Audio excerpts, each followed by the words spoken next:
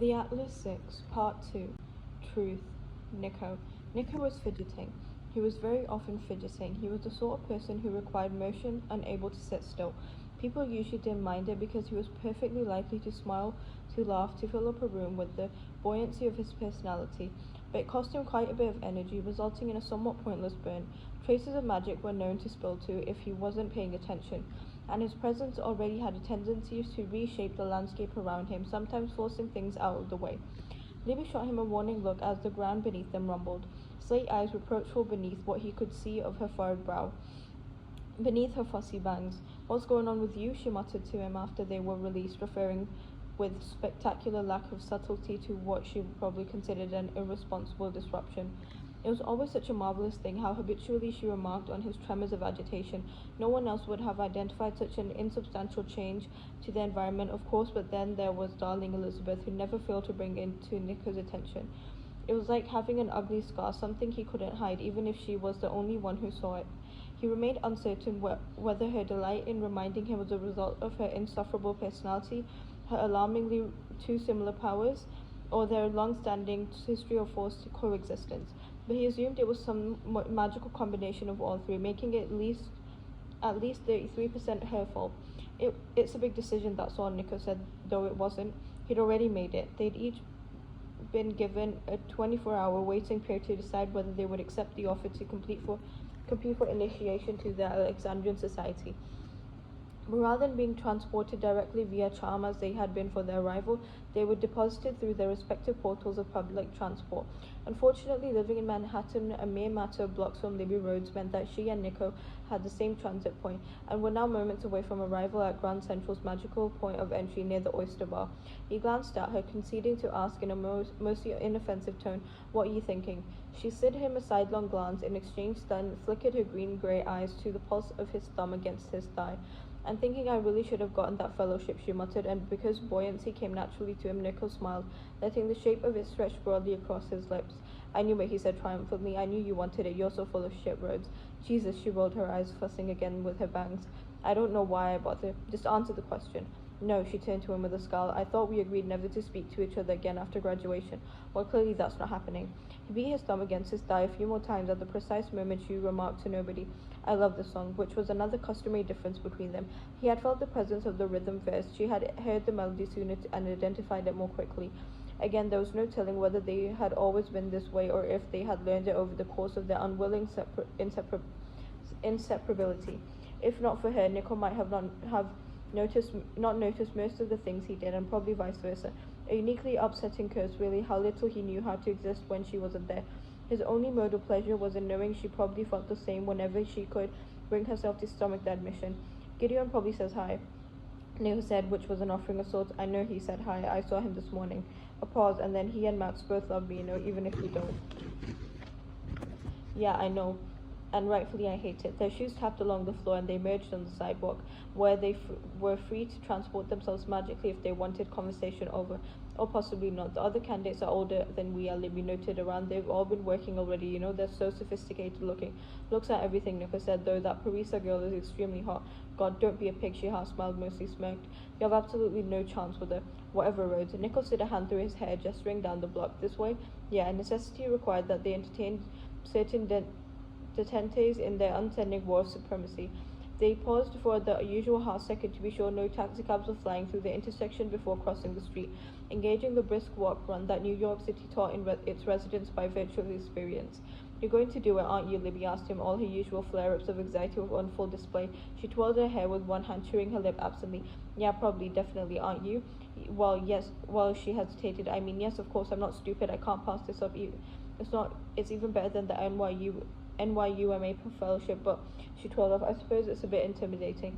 Lie, she already knew she was good. She was filling the social role of modesty she knew he couldn't deign to play. "You've really got to work on your self-esteem, Rhodes." Self-deprecation went out as a fashionable personality trait at least 5 years ago. "You're such a dick, Verona." She was chewing her thumbnail now. "Stupid habit, though." He detested the hair twirling far more. "I hate you," she added, a conversational tick established between them, akin to an or a thoughtful pause. "Yeah, understood. So you're going to do it?" She finally abandoned a spare inch of pretense, rolling her eyes, of course, assuming Ezra's fine with it. Jesus, you can't be serious. Every now and then, Libby achieved a look that successfully withered his balls, and this was one of those instances. It was the kind of look that reminded him she set him on fire the first time she'd met him without even batting an eye. He'd like her more if she did it more often. I love with him, Verona, Libby reminded him, as if Nicole could possibly forget her absurd selection of Ezra Fowler, their former RA and human wet blanket. I think I should probably tell him if I'm planning to jet off to Alexandria for a year or even longer, I guess, assuming I get initiated. This is, she said with an air of unsaid, and I will be. They exchanged a look of agreement that required no translation. I mean, you are going to talk about it with Max and Gideon, aren't you? Libby prompted him, arching a brow and disappeared once again beneath her bangs. You guys haven't been apart for longer than an hour since freshman year. You say that like we're surgically attached. We have our own lives, Nico reminded her. Libby's brow remained annoyingly lost to the span of her forehead. We do, Nico snapped, and her lips twisted up doubtful. And anyway, they're not up to anything. Max is independently wealthy, and Gideon, he broke off. Yeah, well, you know Gideon. She softened at that. Yeah, well, She toyed with her hair. It occurred to Nico, not for the first time, that he should really stop playing Libby Rhodes' anxiety habit bingo. See you tomorrow, he said, pausing as they arrived at her block, right? Yeah, she was thinking about something, right, and Rhodes, he sighed, and she looked up, frowning. Look, just don't, get old Rhodes about it. That's not a thing, Verona, she grumbled. It's absolutely a thing, he assured her. Just don't Rhodes out on this. What the... He cut in, don't spend all the time, fretting or whatever, it's exhausting. She set her jaw, so I'm exhausting now. She really was, and how she didn't already know it remained an eternal mystery. You're good, Rose, he reminded her, leaping to cut her off before she got needlessly defensive. You're good, okay? Just accept that I won't bother hating you if you weren't. Verona, that presumes I care at all about what you think. You care what everyone thinks, Rose, especially me. Oh, especially you? Especially you? Really? Yes, clearly, no point denying it. She was agitated now, but at least that was an improvement on weak and insecure. Look, whatever, she muttered, just see you tomorrow. I guess. She pivoted away, heading up the block. Tell Ezra I say stop, he called after her. She flipped him off over her shoulder. All was well then, or at least the same as it always was. Nico managed a handful of blocks on foot before waving himself up the stairs of his building, fiddling with the wards and barging in without a key to find Gideon seated on his cramped sofa beside a dozing, outstretched black lab. Nicholas, Gideon said, glancing up at his entry with a smile. ¿Cómo estás? Bien más o menos. ¿Cava? Oi, cava, Gideon replied, giving the dog a nudge. Max, wake up. After a moment's pause, the dog slid groggily from the sofa, stretching out with a heavy-lidded look of annoyance. Then, in a blink, he was back to his usual self, scratching idly at his buzz cut to glare over his shoulder at Gideon. As comfortable, you massive fuck, announced the man who was sometimes Maximilian Viridian for Wolf, barely domesticated under the best of circumstances, and sometimes not. Well, I wasn't, Gideon said in his usual measured tone before setting himself on his feet, tossing aside the newspaper he'd been reading. Should we go out, get dinner? No, I'll cook, Nico said. He was really the one who could, seeing as Max was mostly uninterested in picking up practical skills, preferring instead to sleep on the couch and ponder his existence while Gideon had other problems. Right now, Gideon was shirtless, stretching his hands overhead past the usual wayward glints from his sandy hair, and if not for the bruising below his eyes, he would have looked almost perfectly normal. He wasn't, of course, but deceptive normalcy was all part of Gideon's charm. Eternal sluggishness aside, Nico had certainly seen Gideon in poorer states than this one, hastily avoiding his mother, for instance, who had a tendency to show off in public toilets or the occasional gutter of rainwater, or skirting his foster family, who were less a family than a bunch of blood-sucking Nova Scotian leeches. Gideon's condition had been worse than usual in recent weeks, but Nico was pretty sure that it was the inevitable result of graduating NYUMA. For 4 years, Gideon had gotten to have a mostly normal life, but now he was back to whatever life Nico supposed when you had nowhere to go and a serious case of something a less informed person might call chronic narcolepsy. Ropa Vieja, Nico suggested. Sorry, I just don't know how to pronounce it, so if I'm saying it wrong, just ignore it. Nico suggested, saying nothing of what he was thinking. Yes, Max smashed a fist into the side of Gideon's arm. Heading into the bathroom, he was, as he always was when he shifted, completely nude. Nico rolled his eyes and Max winked, not bothering to cover himself as he strode past. Libby texted me, Gideon remarked to Nico in Max's absence. Say you were your usual dickish self. Is that all she said? Nico prompted, hoping it was. But of course not, since you guys have got some sort of mysterious job offer. Mysterious? Damn it.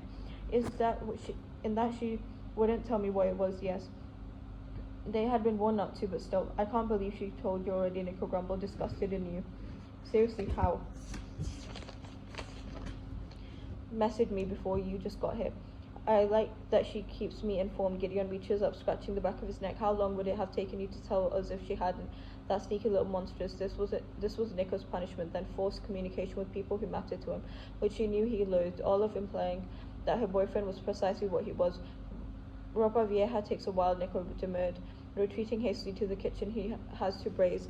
Not good, answered Nico. Gideon called after him, and regrettably, Nico stopped sighing. He began, and pivoted back to Gideon. I can't tell you what it is, not yet. With a pleading glance, Nico enacted the faultless trust built on their 4 years of shared history, and after a moment, Gideon shrugged. Okay, he conceded, but you still have to tell us things, you know. You've been on eggshells with me lately. It's weird. He paused. You know, maybe you shouldn't come this time. Why not? Nico demanded. Because you're babying him, came Max's drawl as he emerged from his room, clipping Nico's shoulder with his hand.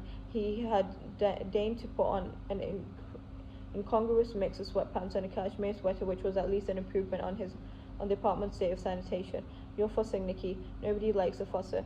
I'm not, Nico began, but at Gideon's look of skepticism, he sighed. Fine, I am, but in my defense, I make it look very appealing. When did you even have time to grow maternal instincts? Max asked him. Stifling the air, Nico began sifting through food in the kitchen. Probably during some class you didn't attend, Gideon told Max before turning back to Nico. Hey, he cautioned in a low voice, nudging him. I'm serious. If you're going somewhere, I'd like to know about it. You won't even notice I'm gone, Nico said with a sidelong glance. Why, because you expect me to come visit? Nico reached out, backhanding Gideon to remove him from the path to the fridge. Yes, he said, pretending not to see that his answer had left Gideon with some relief. In fact, you could come, actually. Could you put in a nice drawer somewhere, you know, stand up upright in my closet? No thanks, Gideon sank to the ground to lean against the cabinets, yawning. Do you have more of that? Yes, Nico dug through one of the kitchen drawers, tossing Gideon a vial that was caught with one hand.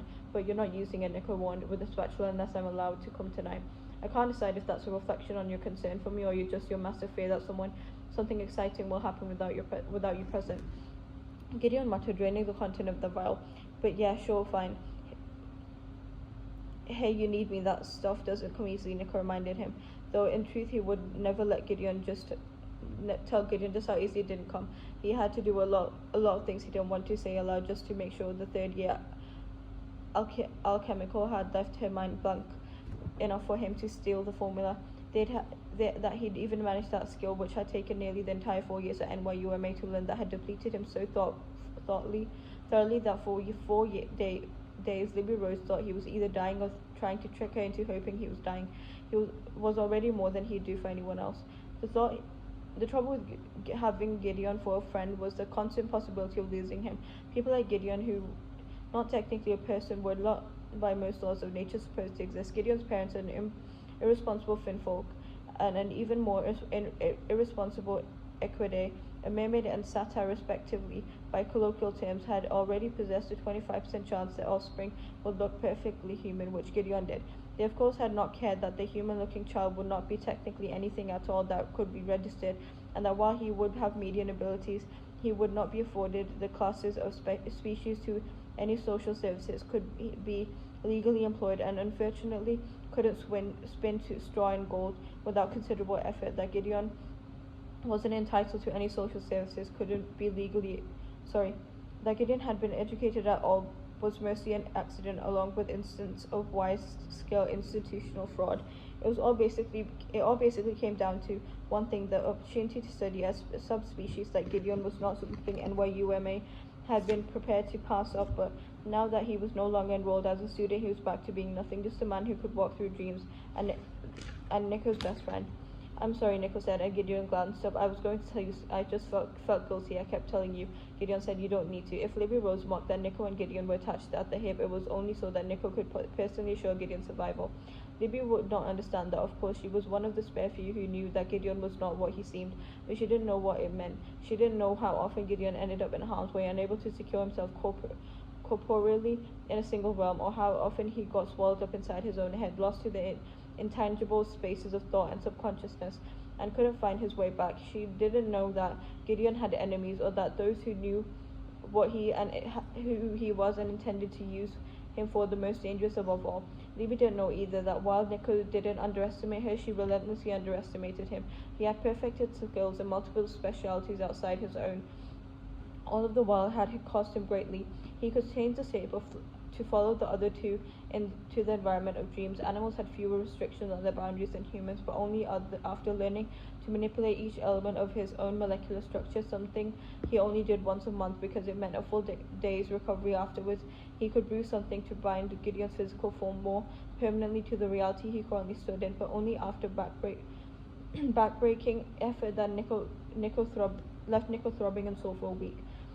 There had been no way Nico was turning down the society's offer power. He needed it. An obscure cure, he needed that too. Money, prestige, connections, he needed all of it. And Gideon would